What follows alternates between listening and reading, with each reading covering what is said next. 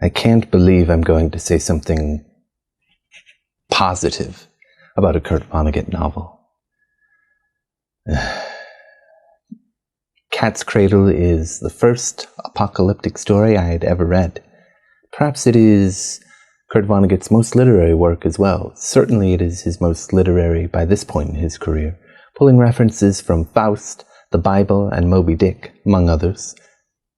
The first line is a reference to Moby Dick's famous opener, "Call me Jonah."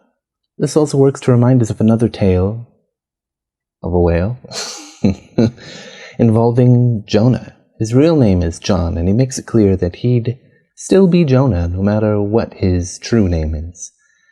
This story is told in the form of a really long flashback when he began to collect material for a book to be called The Day the World Ended.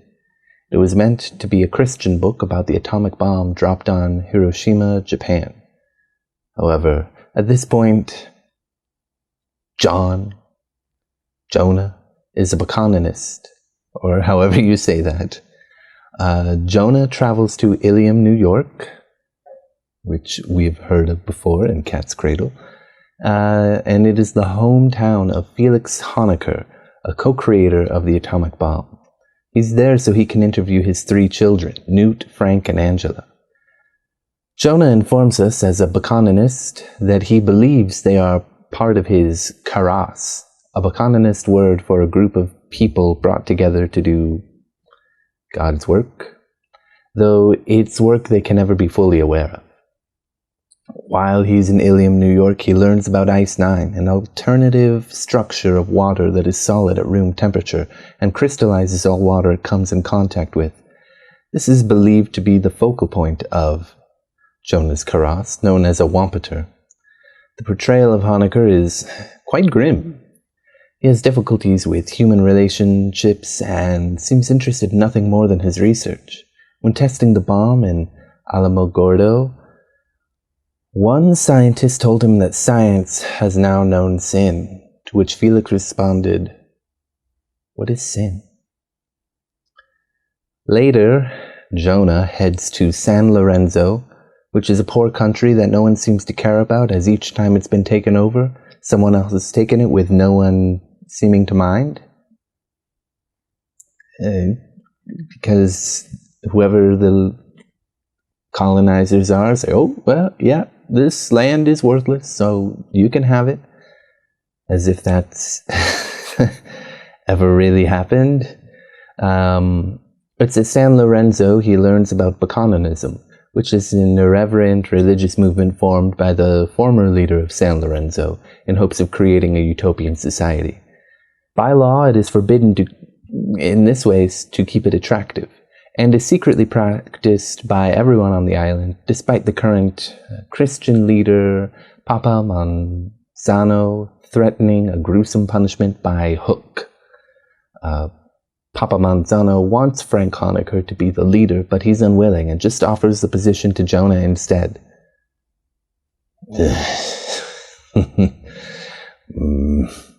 When Papa dies, they find he had used Ice 9 that was given to him by Frank to freeze himself to death, so he wouldn't wither to the cancer ravaging his body. The characters put his body away and have a festival to celebrate Jonah's presidency inauguration. At his presidential inauguration, when it begins, a plane is flying by, malfunctions, crashes down into the little house resort that Papa Manzano is in, and by sheer coincidence, it tosses Papa's body into the ocean, freezing the world over, creating apocalyptic tornadoes worldwide, and making everyone still alive go into hiding. When they resurface, they find a mass grave of San Lorenzans that committed suicide by touching the substance based on advice by Bokonon. For the next 6 months, he lives with Newt and Frank in a cave where he writes the book. One day, he spots Bokonon himself, who is contemplating the last words of his book. "If I were a younger man, I would write a history of human stupidity, and I would climb to the top of Mount McCabe and lie down on my back with my history for a pillow, and I would take from the ground some of the blue-white poison that makes statues of men, and I would make a statue of myself lying on my back, grinning horribly and thumbing my nose at you-know-who. This book takes Kurt Vonnegut's penchant for short chapters and rapid characterizations to a new level, far beyond what Mother Night could do. With 127 chapters spread throughout 288 pages, each chapter is snappy and moves characters or the plot along very quickly. Ice 9 was developed for soldiers to use to freeze muddy terrains so they could march more easily without ruining their boots. So, what's it about? Well, Vonnegut puts one of his long-held beliefs in the mouth of Bokonon. Maturity is a bitter disappointment for which no remedy exists, unless laughter can be said to remedy anything. Anyone familiar with Vonnegut is familiar with his dark sense of humor, though his book doesn't just make light of the end of the world and religion. It does offer, admittedly, simplistic ideas that are at the core of the story that are actually worth considering. That's my optimism and positive comment for the book. But it has some ideas worth considering, unlike some other Vonnegut novels. Mother Night. What is the nature of religion, and what is man's relationship with it? How is it beneficial to us? Bokonon says that all religions are lies, including his own.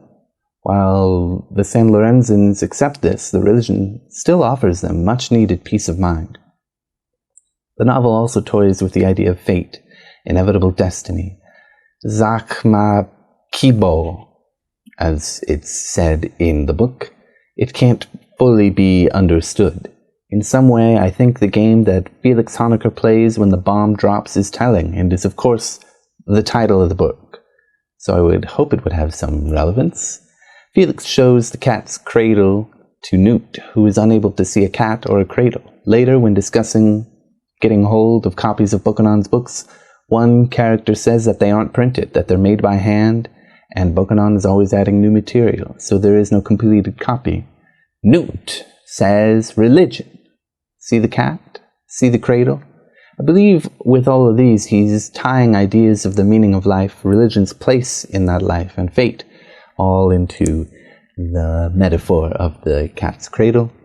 It's impossible to see what's really going on, what's going to happen, but there is something there, and it's up to you to make the meaning. That's sort of how I take all of this, and I feel like, yeah, that's not bad. Okay, Kurt. One aspect that I really appreciate about the book, again, forgive me, is that at the end of the world, people seem to take care of each other rather than being out for themselves, such as in other god-awful books, such as The Road by Cormac McCarthy. When the survivors resurface, they meet up with another survivor named Hazel and join her little society, and they become the Swiss Family Robinson, another literary reference. Overall, I find this book inoffensive, except the Bokonon words are a bit irritating, and this idea that countries would willingly give up land so easily is kind of ridiculous, especially the presidential inauguration is bizarre. I mean, history is full of really even more bizarre things than this, but it's one of these aspects of his writing that is just annoying to me.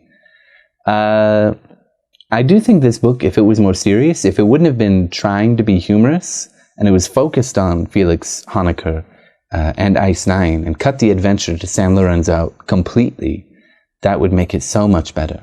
It could even focus on Bokonon and have nothing to do with San Lorenzo, or involve some freak accident to bring about the end of the world. It could be much stronger. Basically, my point is, the reason I don't particularly care for the book is San Lorenzo. Get rid of it, and it's a lot more focused, and would improve immediately. That said, if there's any place to start with Kurt Vonnegut, God forgive me, And God forgive you for making the choice. If you do, it is with Cat's Cradle. Thank you.